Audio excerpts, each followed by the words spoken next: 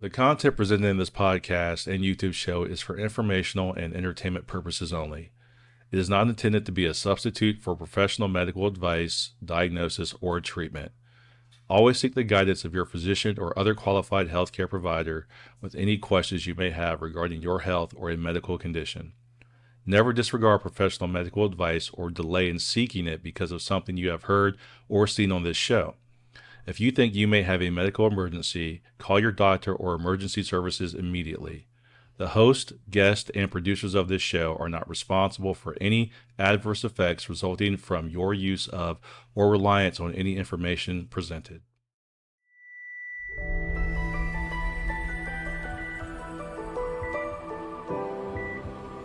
Andrea, can you hear us?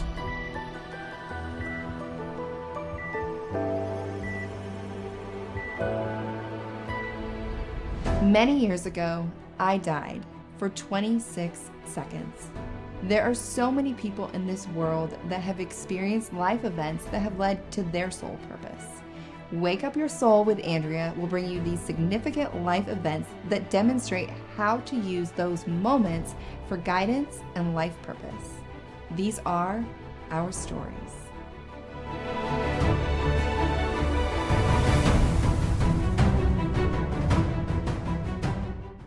Hi, everyone, and welcome back to another episode of Wake Up Your Soul with Andrea Lynn. Today's guest is Amelia Rizzuto, and she's here to share with us her journey of how she came to coming up with her company, All Things Elderberry. Let's hear her journey. Welcome, Amelia. Hi, thank you for having me. Thank you for being here. Okay, so you started to share with me a little bit about your journey, and I'm really excited to dive into this because it sounds a lot like my own journey where it was just one thing after another health-wise. So go ahead and start with what was happening with you when you were younger.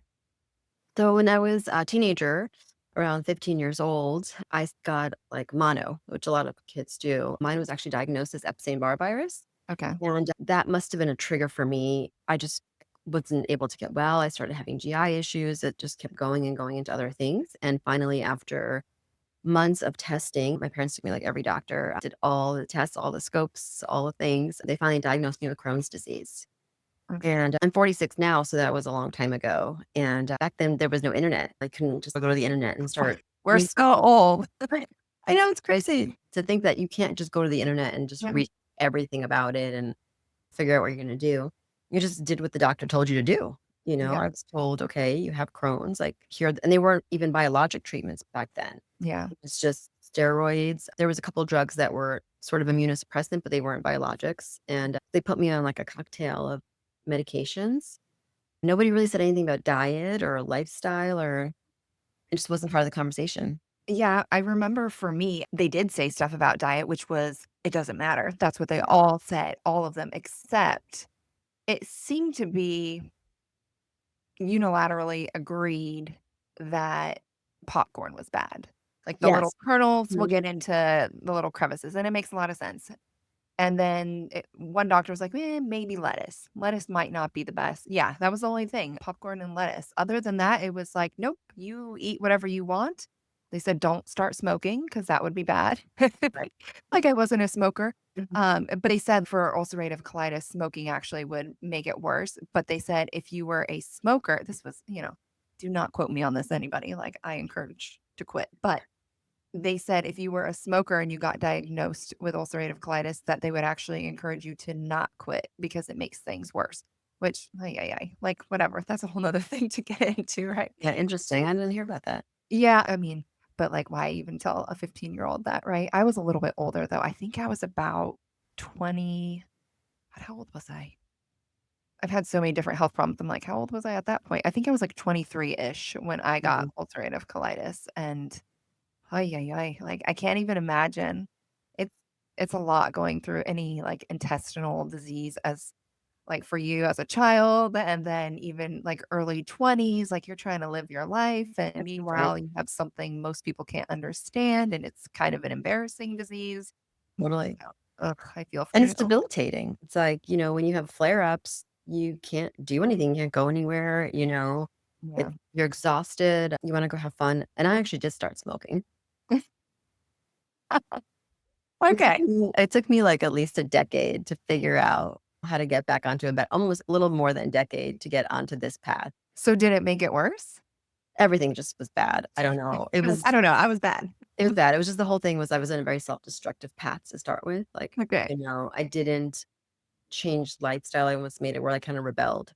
Yeah, it takes a little bit to like have that wake up call. I had mono too at I think it was 8th grade when I got it and it was really bad. I remember one of my teachers was like, "I've never seen it go on this long." I'm like, "I don't know." Like it was just like I would sneeze and I was just so snotty every single day, but I had already missed so much school. It's like I had to go back, but it just went on and on and on. But yeah, thank God for the advancements that we've had in medical stuff today because yeah, I could have gotten better a lot faster had it been 2025. Yeah, even just the research that's available now, like I know, like for me, like you said, like, we missed so many school days and it was so hard to catch up that I ended up actually taking my senior year of high school. We had a program where I can go to a community college. Mhm. And I ended up doing that, just made my life easier that way. Yeah. It was great. I skipped a couple years actually. I left early also. Anyway, Just surviving, yeah, just got to get through. everything. Just get through it. And that's just kinda how it went for quite a while where I was just, different cocktails of medications and just continued partying and doing my thing and, bouncing around and moved into Manhattan and went to the Fashion Institute of Technology. So I went to fashion school in the city, lived in the city for a few years. I And, feel hold on. I feel like I'm talking to my twin. I'm like, this is so funny because you and okay. we've been in the same circle for a long time, but never really like actually fully connected here. So Yeah. it's funny, but when I was 17, I graduated high school early and I went to the Academy of Art for Oh, fashion design in San oh Francisco. But anyways, carry my gosh. on. It's on the opposite coast. Yeah. That's awesome. And, met a guy, was dating, who was my husband now, and he got a job offer to go to St. Louis. He does radio. Okay. So we decided we're gonna go to St. Louis. And, I got a job here, was working, traveling. I was producing photo shoots, so was on the road all the time, like for weeks at a time. Also, again, not taking care of myself, Yeah. just not worry eating, catering, we were Yeah. eating ever on the go. And then we got married and decided to have kids. And at the age of 30, I was pregnant and back in the hospital again Yeah. while pregnant with another flare up. And that's kind of was the catalyst for me saying, okay, like this is not going to work because now I've got a baby. And they didn't really have that much information. Like I was on Remicade at the time, which is Yeah. an immunosuppressant biologic. I was taking a lot of it. I was on like the highest dose for my height and weight. And every 4 weeks I was going. So I was sitting in a cancer infusion center Mm. every 4 weeks, the entire day. You would sit there and get the infusion. It would take forever. And so they were like, okay, well, we'll just give you one extra infusion, like on top of what and then let's do a round of steroids and try to get this flare under control. And so then I had a lot of questions. I was like, well, what's going to happen to the baby? Does it go through the placenta? Does it, you start Yeah. panicking because I'm like, oh gosh, you're already worried when you're pregnant. And then I'm Yeah. like, you're going to mess up the baby or baby's going to come out sick. Who knows what's going to happen? Yeah. So that was the catalyst for me. So at that point, it was like, okay, well, I have to learn and change what I'm doing. Yeah. And so I went to school for holistic nutrition through Bowman College on the West Coast. They have Okay. like cooking schools. It's a great program. And so I did that program and I just started cleaning up my act, Yeah. free, dairy free, trying bone broth diets and trying all the different diets. Mhm. And also learning about other things, like learning about more spiritual healings and just going down all the rabbit holes, a little Yeah. bit of tapping, just kind of figure out. And you just start peeling the layers. Mhm. Like you just little by little, you just start peeling the layers and you go backwards and forwards and backwards and forwards. I remember one time I was like, all right, I'm just going to eat bone broth for like 6 months straight and I'm going to get off all my meds, thinking like I had the perfect solution. And I Yeah. did. I like stopped taking my meds and Yeah, but my doctor's like, "Andrea, you can't just survive on blueberries, okay?" I'm like, "Okay, well, actually, I'm not trying to survive on just blueberries," but he was being sarcastic because he said he had a patient that I think he did have cancer, yes. So he had already gotten diagnosed and wanted to cure it with vitamin C and vitamin C only. And so he went that route and then he didn't make it. And he's like, I don't want that to be you. He was like, you can't just do a blueberry, which I've never said I was on blueberries. I like blueberries, but I don't even eat them daily. So it was just like his example of an extreme where people might just consume one thing or think that one thing will cure it. But yeah, I'm also not taking my meds right now. I'm still trying. I did the Gundry diet and it really does it worked, like, immediately really well, and then I kinda strayed off of it a few times, and I'm Mhm. just it's a lot to keep up with. It's hard with travel to also stay on the diet and different things, so I'm not sure what I'm gonna do at this moment, but yeah, no, diet is huge. It definitely plays into I'm curious though, like, what you think has been your biggest player here in the game for getting well, because for me, I don't know. It's definitely cumulative, but I Mhm. think that spiritual piece, like you were saying, that energetic piece, that healing, that understanding of all these old harbored emotions that we have, how much locking that up can actually make us so ill, and how much Yep. we can transform our lives by rewiring our thoughts. So I'm curious what your biggest thing is for getting well. That is the biggest thing in my Mhm. opinion. I think you literally have to become a different person. Yeah. I think my entire mindset changed, everything I believe changed, the way I start my day changed, just let go of so many things, but you don't it's not just like, "Oh, I let go of it," like, I went to Yeah. different kinds of ceremonies. Mhm. I In St. Louis, we have a great group of holistic healers, so I did lots and lots of acupuncture, I've gone to sound bowls, I've done, like, really intense breathing Mhm. sessions, like I don't know if you've done the one, like, I'm not sure what it's called, where, like, your whole body just, Is it the somatic breathing? somatic Yeah. treatment, yeah. Mhm. And all of those little by little start to let go of things, and then you just kinda learn to do cord cuttings, and it takes time, right? Like, you write messages, you burn them, there's so many things Yeah. you can do, you cleanse your space. It's little bits constantly, Mhm. learning to do Kundalini yoga, which is so great for your body to just move that energy. If we're just sitting around doing nothing all day, complaining, eating, that energy is so stuck, and Mhm. so, for me, it's just it has to be constant, like, it Yeah. I can say I did this one thing, and it was, like, my whole life changed, but I just learned techniques that I use constantly, like, I'm in the sauna, like, sweating it out, Yeah. I'm doing trying to go to yoga class, walking with my friends outside, trying to get sunlight. It's become just part of my life where every single day I'm intentionally doing things to move energy through my body. And I also am really careful with my words. I don't say I have Crohn's. I'm not on medication right now. So I just say I was diagnosed when I was a kid, Mhm. but I don't ever own the illness. It's I not re yeah. I you recently told my husband, I was like, "You know what? I'm gonna tell myself every morning when I wake up, I don't have ulcerative colitis anymore. I don't have it." He's like, "Okay."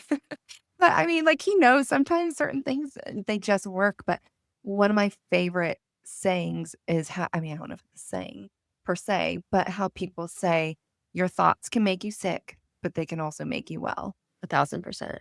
And I think Every that time. Yeah. yeah, I think you gotta really sit with that and think about that, how you really can make yourself ill with the thought processes that you have. So then Yeah. you can also do the opposite and make yourself well. If you take the time every day to just be, like, present with that and aware of it. So I did, like, a little experiment where I just was gonna watch my thoughts, Mhm. and every time I had one that was not a good thought, like, "Oh, this is gonna be a mess," or, "Oh my gosh, this is gonna happen," or just dumb thoughts, or like, "Why am I thinking about this? So stupid." We always think about negative things Yeah. or, like, scary things, something bad's gonna happen. So every time you start to think that, like, "Oh, no, no, no, no, wait, I'm not gonna think this. What am I doing?" And you talk to there's, like, another voice. Have you read the book, The Power of Now? Yes, I have, but I haven't read it. Okay, so there's this, like Eckhart Tolle talks about, like, how there's, like, our subconscious, like, our kinda head chatter is not really us. Like, Yeah. the quiet like, there's another voice back there that is us. So Mhm. you almost, like, have this, like, Right. conversation where you're like, "Hey, knock it off. Stop thinking these things. Think Yeah. of something better." And as you do that more and more often, you eventually can catch them quicker, and you're like, "Ah," kinda, like, clear that Yeah. and think of something better. And then, you say to yourself every day, like, every day in every way, I'm getting better and better. Every day in every way, I'm getting better. It's just work to reprogram that Mhm. subconscious mind because it's so programmed from like the news to with the things that we grew up hearing, whatever it was in our lives. And we still hear it daily. I can't even listen to the news. I don't I don't. I Yeah. hate it. Yeah. We're not No. designed to know every single horrible detail everywhere that's happening. Like our Yeah. nervous systems are just not designed that way. And so I really, every single day, make a really big effort to listen to like a Joe Dispenza meditation, maybe first thing in the morning. It's like 10 minutes. And as I'm just getting out of bed and waking up, like I'll wake up to it. So Yeah. it's immediately setting the tone in my mind. Yeah. So I I think it's just daily, daily, daily. It is, like, I am not a perfect person by any means, but I am a very reflective person, Mhm. so I always at night I mean, this is terrible because I should just be trying to quiet my mind and go to sleep, but I always lay there and just think about the day and process through things and try to think about how am I gonna do tomorrow a little bit better, and that's all you can do is just be aware, just have that awareness, but like you're saying with the thoughts and recognizing them, I will tell you, when I went through severe depression, I had no idea the thoughts that I was having in my own head. Like, I really couldn't hear them until I read a book that really oh god, what is it called? I actually gave it to somebody recently. Feeling Better, The New Mood Therapy, I think it's called, by David Burns. It's a really, really good book. I wanna say he's the one that invented cognitive behavioral therapy, Oh, okay. but as I read that book, it was like, "Whoa," like, I slowly was I don't know how the book did it, but, like, I slowly started hearing all my thoughts, and it was like, "Whoa," like, I am not nice to myself, like, drop my fork and be like, "You idiot," like, every little thing, I was just so hard on myself for every tiny little mistake that I would make within the day, and so then it's like, "Okay, how can I reframe that and not see it in that way?" And just really starting to see your whole entire life and everything in a different light. It takes a lot of time. This is not an overnight process by any means. No. And I think that's the thing that people are, because at one point I did nutrition coaching when I first got out of school, and I really struggled with it because people want instant results. They don't really Right. want to do much work. It's like, oh, I did this meal plan for 3 weeks. I don't feel anything. I'm like, you need to do this for like 6 months to a year to feel anything. Well, yeah, Yeah. you want your cells to, like, regenerate and all that too. Yeah, I know. There's such a instant gratification It doesn't thing work that happening. way. We don't have patience. We don't want to go through the work. And like I said, I've been doing this for years. And then eventually you start to feel the cumulative like Mhm. effort turn into something, Yeah, where you can catch yourself faster, you can change your energy quicker, you feel better, you're just happier, yeah. I think that's a different thing. It's like you said, like some self-love, Mhm. not being so mean to yourself, which I still am working on because I do struggle with that as well. Yeah. Like, why you're so dumb? What are you doing? Or like just we're all the same. We all are like Yeah. that for some reason. And just give yourself grace too, the same you would give to your child. Yeah. Yeah, your story is really interesting because you just said child, and that reminded me of the beginning when you started talking about what kind of changed things. And yeah, motherhood changes everything. It really does. I feel like it's such a big eye opener for a lot of people. And you have to care about yourself more than you ever did because there's now this tiny human that reliant on you and your well being. But also to touch on what you were just saying a few minutes ago, just that you do have to give yourself time and look back a year ago or 6 months or whatever, and then that way you can really see the small gains. Because sometimes I think in the here and now, when things aren't good, like, because Mhm. I have my days where maybe my health isn't so great, and I'm like, "Oh my" but I almost catch myself noticing that it's like a little bit of PTSD back from when I was so, so sick. I had Lyme disease and other things, and back from when I was, like, really, really sick and was probably about to die. I mean, I really 100% believe that. Whether anybody else on this planet does, I believe. I mean, I got to the point at Stanford, the doctor did ask me, she's like, "So, have you heard of ALS?" Because she had sent me for, like, all these different tests, and by the end of it, she actually said, "Come back in 3 weeks. I'm gonna do some research. I'm gonna try to figure out what's wrong with you," and then that's what she came up with. I was like, "Oh, okay." So, I mean, I really do think had I given up on myself, my body was definitely shutting down. I mean, my wedding, like, as beautiful as I think I looked that day, I was probably the sickest day of my life. Like, I was force eating, which sounds weird, but I was force eating for many weeks before that, trying to not look anorexic and ill, but I was sick to my stomach for whatever reason. It was just like all the things going on in my body did not want me to eat. It was weird. So every time I'd eat, I'd be like gagging, but I was force eating 'cause I'm like, I can't, you have to eat to survive. And I knew Yeah. that, but I was just forcing myself into survival and slowly had to figure things out just so that I could survive. But then having children changed everything, which I didn't have on my own. I did through surrogacy, but they are mine. And the Yeah. one So one secure. very much looks like me. Yeah. The other one acts like me. She's wild like me. Um, Right. That's but great. yeah, we go through these things that really give us a whole new perspective. And Yeah, like I was saying though, the PTSD I think sets in sometimes when it's just the flu and I'm like, I go back to those days where I felt like I was about to die and I'm like, just remember last week you were doing really, really good, like I It's all have to. just fear-based. Yeah. Yeah. It's just fear coming back out and trying to get a Mhm. hold, and that's something that, it's hard also to, like, acknowledge that, say, "Okay, wait, this is not I cannot" you need to go back down that path. You could just say, "No, it's fine." And Yeah. again, everything you say to yourself just continues to take you on to that next wavelength in a sense. So you can either go on a wavelength back down or a wavelength back up. Mhm. Yeah. So that's how I think of it. Like every choice I make or every decision, every thought will bring me either on the next wave up or the next wave down. Yeah. It's almost that simple.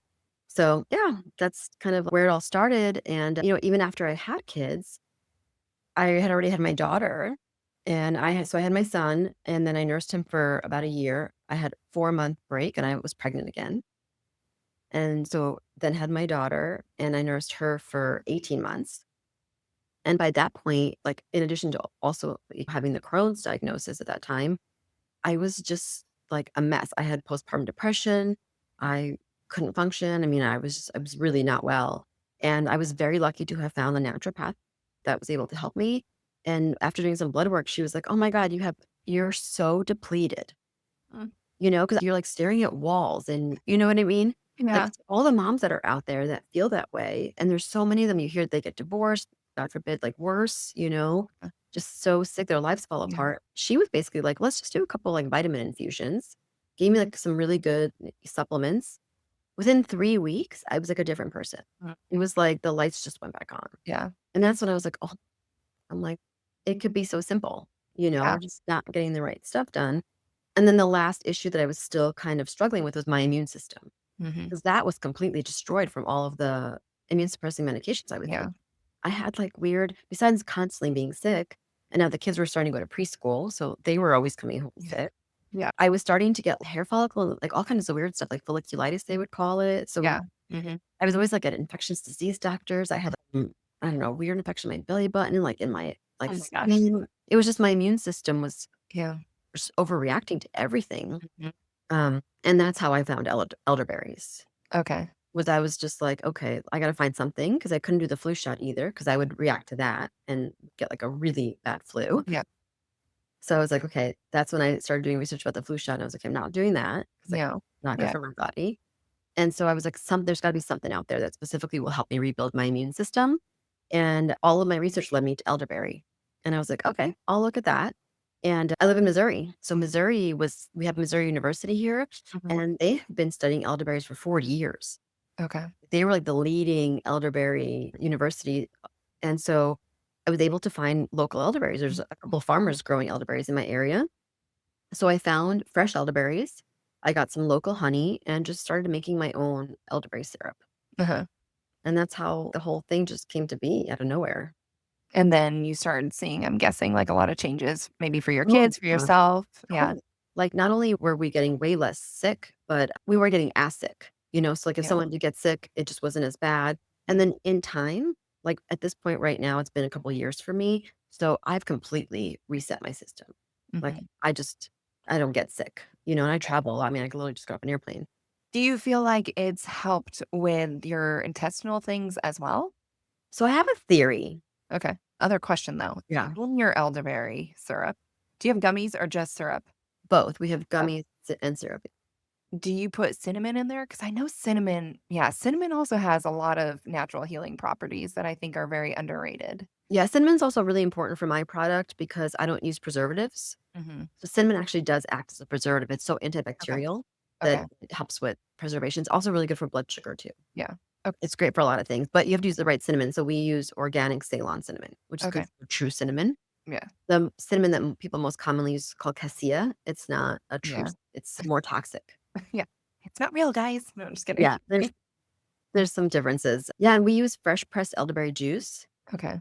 So here's my theory, and this is just a theory, so nobody say Mhm. Amelia said this is what it cures. But Yeah. elderberry is actually a laxative and a diuretic Okay. as well. So I always people come and like, oh, I have Crohn's. I'm just gonna take all the elderberry, and I was like, no, no, no, don't do that because if you're having a flare up, you don't Yeah. need something that's a laxative. Right. But what I think for me, what it did, like 1 tablespoon is not gonna do that a day, like a Yeah. normal dose, but for me, what I think it is that it's so antiviral.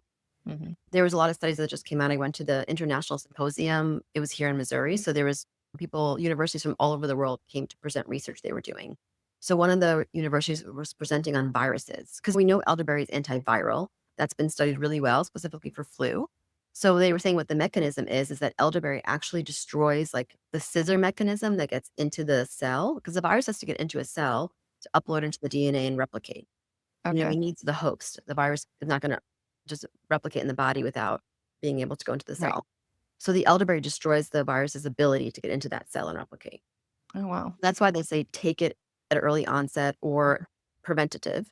Mhm. Because once the virus is already, kind of Yeah. spread everywhere, it's much harder to put a cap on it. So then she also mentioned that they not only looked at flu, but they looked at HIV. Wow. And that the HIV virus also responded the same way to elderberry, like really well to like so lowered the load of the virus because the virus can't replicate. And so I asked that I was like right away, what about mono? You know, that's Epstein-Barr, yeah. Epstein-Barr, EBV is such a problem for so many people. Mhm. And she said, well, we didn't specifically study that one. And I was like, "Oh, come on, you got to do that one.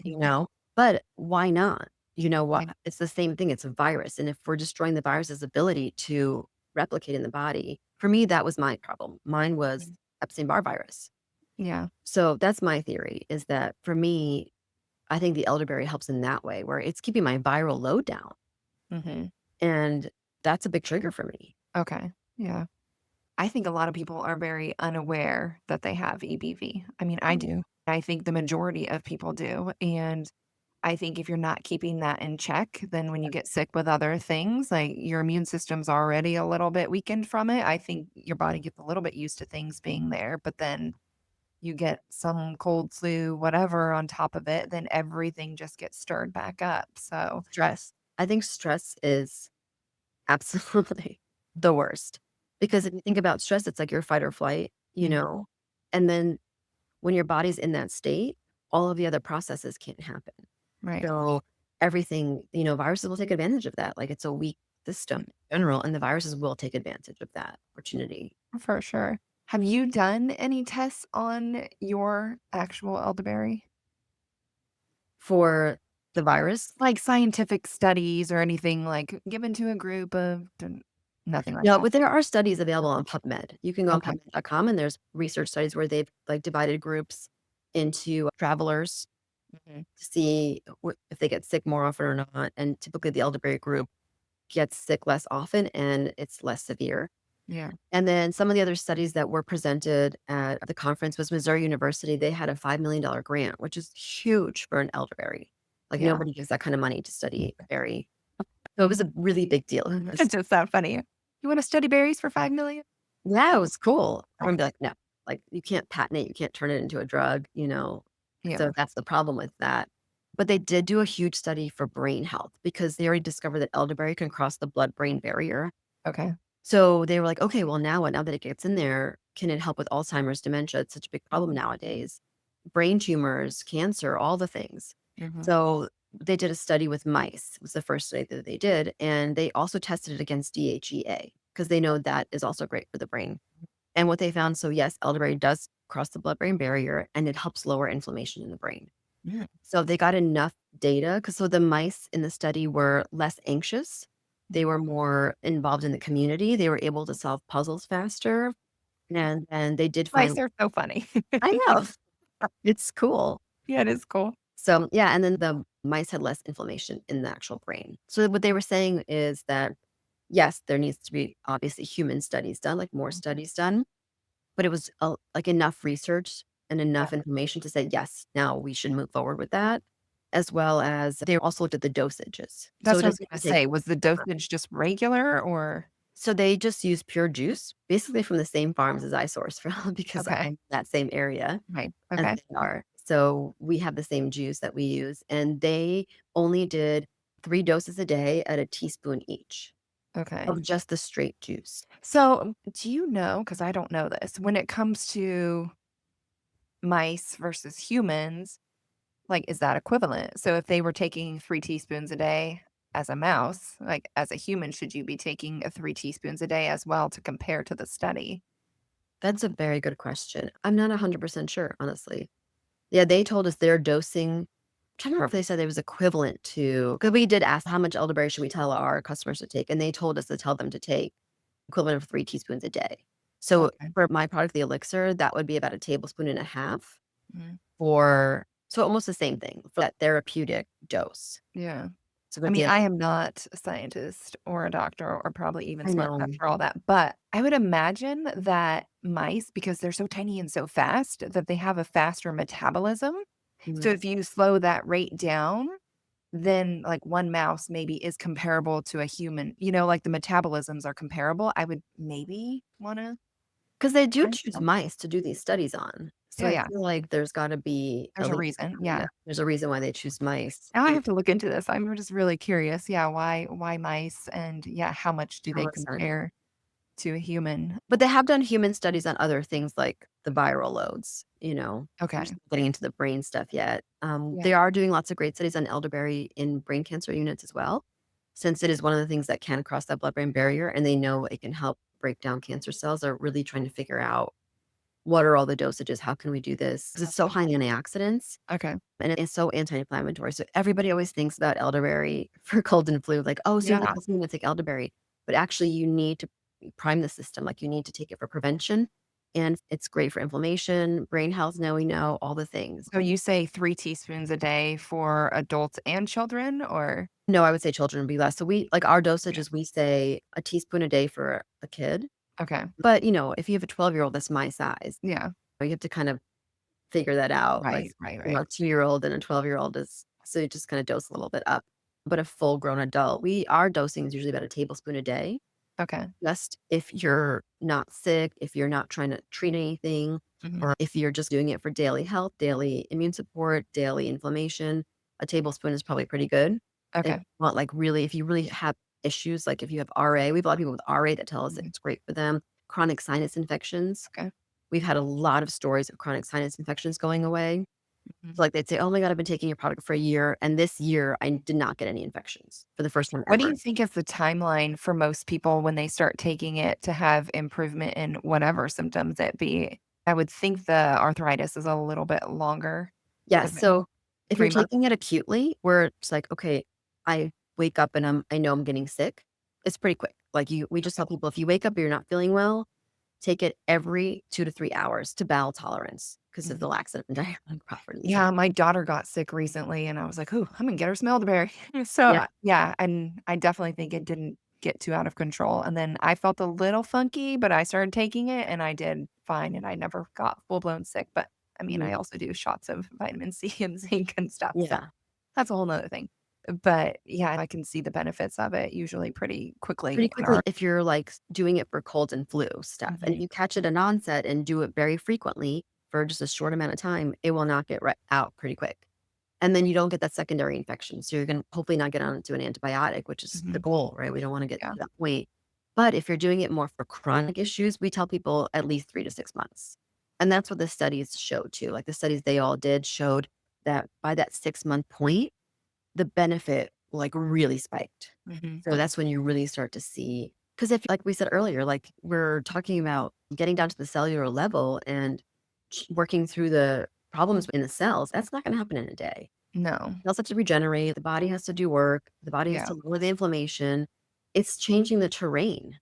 And it does take 3 months for the body to regenerate the Yeah. blood cells, so it makes sense. When you said something about bowel tolerance, it reminded me of I was gonna mention, it's like thinking this would probably be good for, constipation. Not that I'm a doctor, I'm not giving medical advice, but I will say that personally, in our household, if somebody is struggling, children or whoever, we just do the high dose vitamin C. It's safe.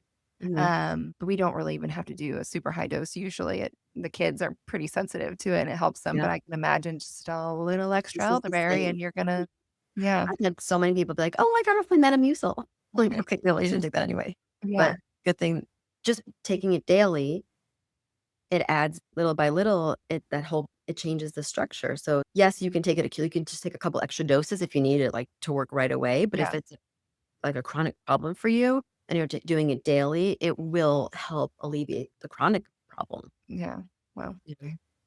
Well, this has been very insightful. I'm actually like, wow, I love all the scientific studies. I feel like that's what really sells people too on using a product is understanding that it's been proven in some way, shape, or form, not just, I mean, I love testimonials. And I will say personally, for my own health, I really think the reason I am where I am today is just from conversations with people and hearing their stories about things that they've done and that were successful for them. And I tried them. But also reading studies is very helpful, and I've done that too with other things, like, does this make sense to do? How beneficial is this usually for people? And so I think it's really helpful for people to hear that there have been actual studies done on the Yeah, right. elderberry, Mhm. and I love that Yeah. you're sourcing Mhm. from the same place. That's really cool that you're sourcing from the same place that did the study. Yeah, that one particular study, yeah. That study, yes, that one Mhm. study, yeah. Can you say, before we finish, Yeah. is there something you would say or share about the ingredients? Because I know myself, when you're shopping for something, there's a lot of different options for elderberry. There's a lot of different options for every supplement on the market, right? Like, why use yours, Amelia? I mean, I feel sold on it, but what else can you say about that? I think sharing the things that you studied, I studied this, this, and this, and found like these were key. What can you share with us that makes your product stand out more than the others? Absolutely, yeah, thanks for asking that, actually. So, one of the things that I did learn at that same like, international symposium, there was a regulatory group there that's not the FDA, they're like a nonprofit, and they showed us that they pulled 150 elderberry samples off of Amazon, and 38% of them were not actually elderberry. Oh my gosh. Not even elderberry. So that's number one. Like, we use first press elderberry juice. So the berries come off the farms or organically grown berries, not organically certified berries, because a lot of the farmers, they're just not going to go through the paperwork, the process. Yes. It can take years and so much money for them. It's just not worth it for them. 'Cause some of them only have 3, 4 acres of elderberries. And so but they do use organic practices. Okay. And then so we get the first press juice. We add ginger, organic fresh whole ginger, Okay. cinnamon, organic Ceylon cinnamon, clove, also organic clove. So those 3 spices, in addition to the elderberry, are listed very highly on the ORAC scale, which is Okay. scale for, like, antioxidants. Mhm. Clove is antibacterial, antiparasitic, ginger is anti-inflammatory, cinnamon, like we said earlier, is also very antibacterial. So all of these spices have their own benefit on top of the elderberry. Mhm. And then our only sweetener is just a little bit of local honey that I source here as well. So there's lots of Okay. beekeepers here, and I've been able to find enough local honey here. So right now we're just small batch. We're not in giant vats. So everything is really clean, really local, Mhm. low carbon footprint. We're bottling here. So it's not going from China. Most of the berries are coming from China. A Mhm. lot of the elderberry, even though they're saying it's organic or they're calling it local because they use local honey, the Mhm. actual dried berries are coming from China that they're using. Okay. So that's one big differentiator is that we're actually working with really local farmers, and we're really trying to help build up the American farming industry in the elderberry space. I love that.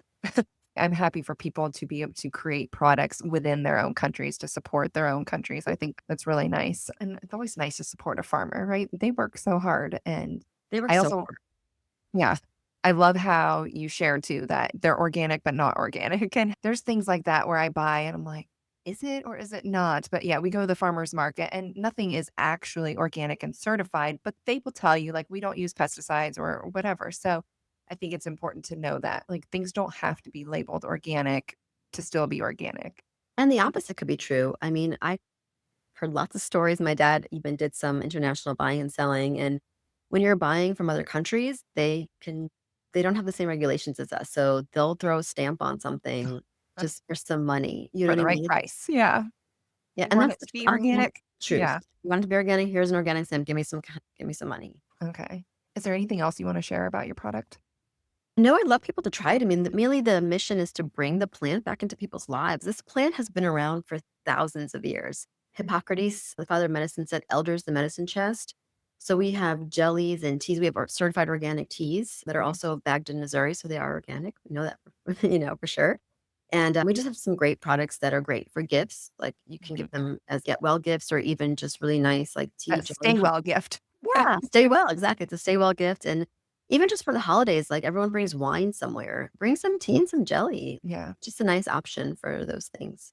I think that's a great gift. I actually hadn't thought about gifting that. Like, when you go to somebody's house for a holiday party or something like that, you Mhm. always bring treats and sugar and all that stuff. Yeah. But yeah, what about bringing a bottle of elderberry syrup Yes. and your cookies if you have to? But yeah, no, I think that's a great idea. Well, Thank thank you so much for sharing your product and your story with everyone. Yeah, thank you for having me and letting me share. I appreciate it. Yeah, absolutely.